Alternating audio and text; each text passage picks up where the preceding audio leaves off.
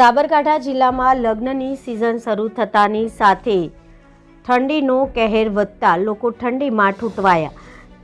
સાબરકાંઠા જિલ્લામાં રવિવારે સવારે ઠંડીનો ચમકારો અનુભવતા જનજીવન પ્રભાવિત થયું હતું, જેમાં પોશીના વિસ્તારમાં લઘુત્તમ તાપમાનનો પારો 13 ડિગ્રીએ પહોંચતા સૌથી ઠંડુ વાતાવરણનો અહેસાસ થયો હતો। સાથે જ જિલ્લામાં લગ્નની સિઝનની શરૂઆત થતાં જ આ ઠંડી વધી રહી છે।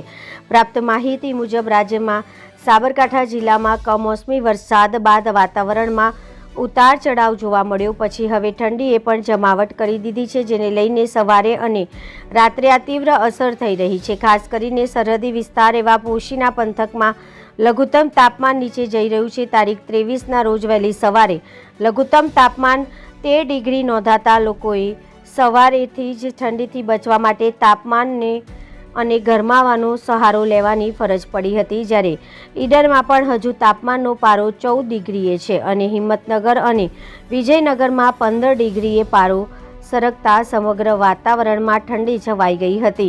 સવારે ઠંડીનું મોજું હાવી થતાં રસ્તા બજારોમાં સામાન્યથી ઓછો જનસંચાર જોવા મળ્યો હતો। ઠંડીના કારણે ખાસ કરીને વૃદ્ધ તેમજ બાળકોમાં એની અસર વધારે જોવા મળી રહી છે।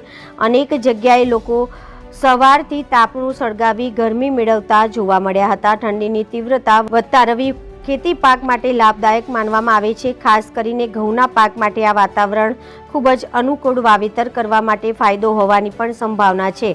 આ ઉપરાંત વર્તમાન માહોલમાં બટાકા, વરિયાળી અને શાકભાજીના પાક માટે ફાયદાકારક હોવાનું કૃષિ વિભાગ દ્વારા જાણવા મળી રહ્યું છે। સાબરકાંઠા જિલ્લામાં ઠંડી વધતા પ્રભાવને લઈને આરોગ્ય વિભાગે પણ સાવચેતી રાખવાની લોકોને અપીલ કરી છે। સવારે અને રાત્રે ગરમ કપડાનો ઉપયોગ સાથે ગરમ પાણી પીવાની પણ સલાહ આપવામાં આવી રહી છે।